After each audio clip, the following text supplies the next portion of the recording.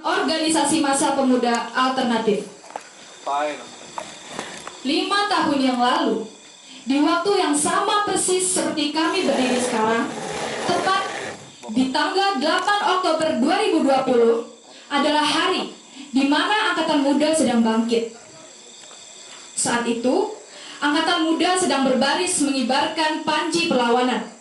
Mereka tak sudi masa depannya diobral oleh rezim demi kepentingan modal.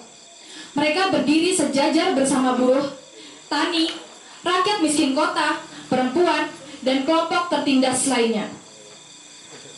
Meski tak berhasil menghalau dikte rezim, namun gelombang itu menunjukkan satu kebenaran, bahwa semangat Angkatan Muda tak pernah retak dimakan zaman. Kebangkitannya laksana keniscayaan, barangkali sebagai penanda bahwa generasi baru telah lahir seturut perubahan keadaan. Sejak kelahirannya itu, jantungnya terus berdetak, bahkan hingga hari ini. Lembar kertas sejarah pergulatan pemuda dengan keadaan hidupnya kini sedang membuat cerita-cerita keberanian serta kegigihannya menghadapi tahap represi tertentu.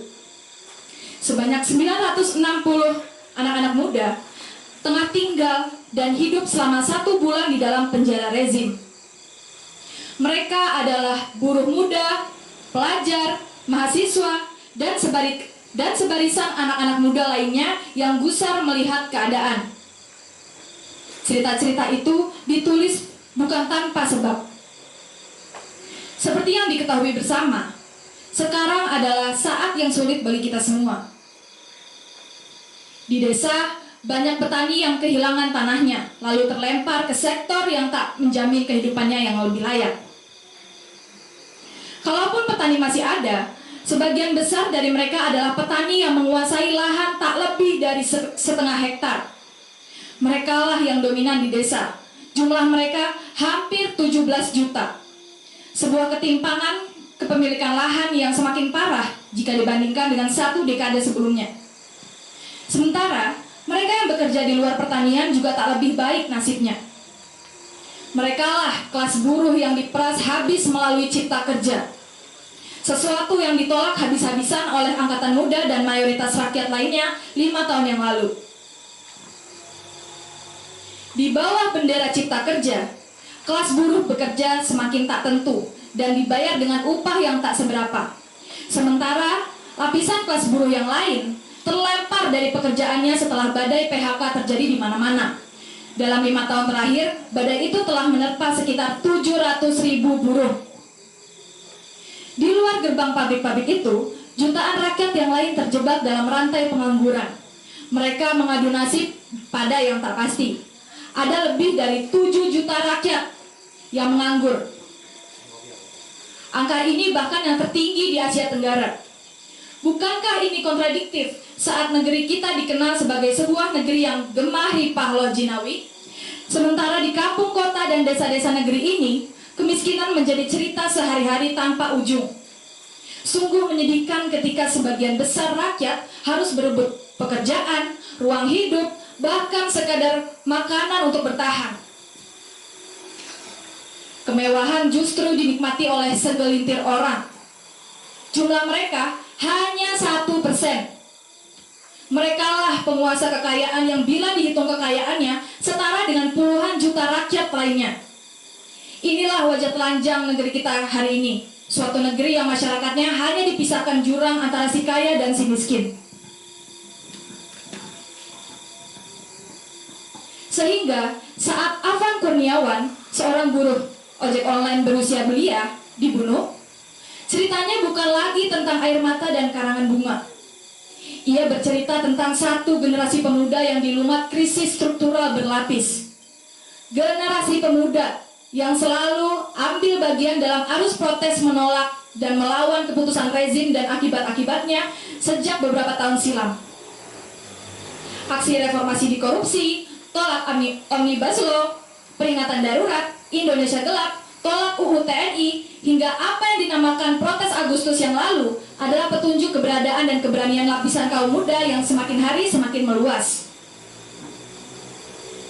Derajat keberanian lapisan pemuda ini jauh melampaui serikat-serikat buruh dan organisasi tradisional lainnya yang mulai lembam dan menua, yang bahkan tak banyak bereaksi atas kematian Afan.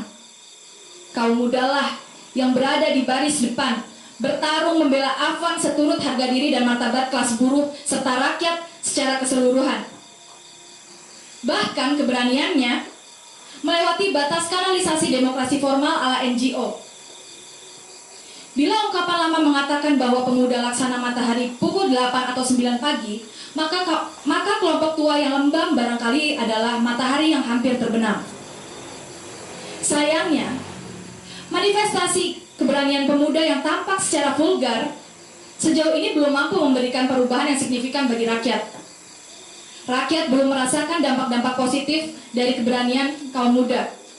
Bila pun rakyat itu tergerak, terasa ada jarak yang memisah keduanya. Karenanya, modal yang itu-itu saja masih belum cukup untuk mencapai keberhasilan.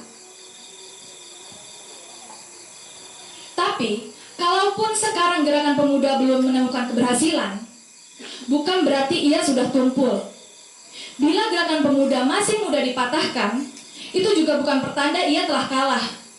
Bahkan, jika ia memang mengalami kekalahan, barangkali rentetan kekalahan itulah yang akan memberinya pelajaran penting tentang kelemahan spontanitas massa, tentang kerentanan kemarahan reaktif, tentang terbatasnya fragmentasi dan lokalisme. Adalah sesuatu yang sangat mungkin bahwa zaman akan mendidik kita, anak-anaknya dengan segala cara, dan sang anak bisa belajar lebih baik agar terhindar dari sektarianisme, gerakanisme, reformisme, dan parlamentarisme. Inti dari semua ini adalah tentang pembangunan organisasi baru. Organisasi yang dibangun atas kesimpulan pengalaman perjuangan pemuda, bahwa gerakan pemuda perlu menempuh satu jalan lain. Jalan yang akan membuka lebih banyak peluang bagi gerakan pemuda untuk terhubung dengan lapisan rakyat yang lain. Maka, pada akhirnya, kami ingin memperkenalkan jalan itu. Organisasi yang kami bangun atas nama Alternatif. Alternatif adalah sebuah usaha mempersatukan dan memusatkan kekuatan pemuda yang dibangun oleh sejumlah unsur. Ia adalah organisasi massa pemuda dengan karakter progresif, demokratis, dan kerakyatan. Artinya, sebagai organisasi massa, Alternatif percaya bahwa untuk membongkar tatanan lama untuk kemajuan hanya bisa dicapai lewat usaha dari rakyat itu sendiri. Alternatif adalah organisasi massa yang bersifat terbuka, luas, dan legal. Artinya, organisasi ini membuka diri pada pemuda dan punya keharusan untuk terus menghubungkannya dengan lapisan massa lainnya dari jenis dan sektor apapun. Karenanya, Alternatif juga akan terbuka untuk terhubung dengan perjuangan rakyat yang lain. Perjuangan kelas buruh, perjuangan kaum tani, perjuangan rakyat miskin, perjuangan perempuan dan minoritas gender, perjuangan membela kelestarian lingkungan, serta perjuangan untuk hak asasi manusia. Alternatif juga bersimpati dan memihak perjuangan bangsa-bangsa terjajah manapun untuk membebaskan diri dari belenggu kolonialisme. Perjuangan suku bangsa minoritas, termasuk diantaranya masyarakat adat, adalah juga bagian dari perjuangan kami. Perjuangan yang tidak hanya memperbaiki, tapi mengubah sepenuh-penuhnya. Dalam jangka panjang, perjuangan kami menyasar pokok persoalan rakyat, kemiskinan. Sesuatu yang sama sekali bukan kecelakaan, apalagi takdir. Ia diciptakan dan dipelihara oleh satu cara produksi yang menyejarah, kapitalisme. Sistem ini bertumpu pada segelintir pemilik modal yang menguasai alat produksi dan memeras kerja mayoritas rakyat untuk keuntungan pribadi. Kapitalisme hanya bisa hidup dengan cara menghisap tenaga kerja, merampas tanah, menjadikan pendidikan dan kesehatan sebagai barang dagangan. Inilah yang membuat rakyat terus terperangkap dalam kesengsaraan, kehilangan kesejahteraan, dan jauh dari kata bahagia.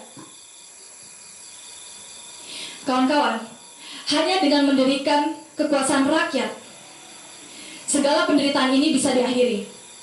Sebab derita kita ini semuanya lahir dari kekuasaan modal yang tamak. Kekuasaan rakyat adalah kekuasaan yang meletakkan keputusan hidup di tangan mayoritas rakyat, bukan di tangan segelintir pemilik modal. Ia adalah kekuasaan yang memaksa politik tunduk pada kepentingan orang banyak, berjuta-juta buruh, petani, dan rakyat miskin. Ia berwujud penguasaan total rakyat atas seluruh tuas ekonomi yang memutuskan arah hidup rakyat sesuai kebutuhan konkret mayoritas rakyat. Karena itu, kekuasaan rakyat berdiri berhadap-hadapan dengan kekuasaan modal.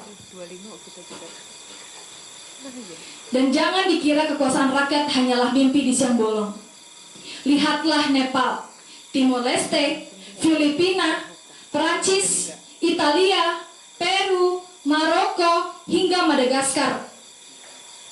Kaum muda dan rakyat di sana tengah bangkit, menghimpun diri dan menggerakkan perlawanan, memaksa lahirnya sesuatu yang baru di bawah krisis kapitalisme. Dari Asia sampai Afrika, dari Amerika Latin sampai Eropa, gelombang yang sama terus tumbuh. Rakyat berusaha mendirikan kekuasaan mereka sendiri, mengguncang istana modal. Itulah bukti bahwa jalan kita bukan jalan buntu. Sungai-sungai kita bukan sungai yang mampet, melainkan bagian dari arus besar dunia yang terus mengalir deras. Malam 8 Oktober 2025. Hidup rakyat! Hidup!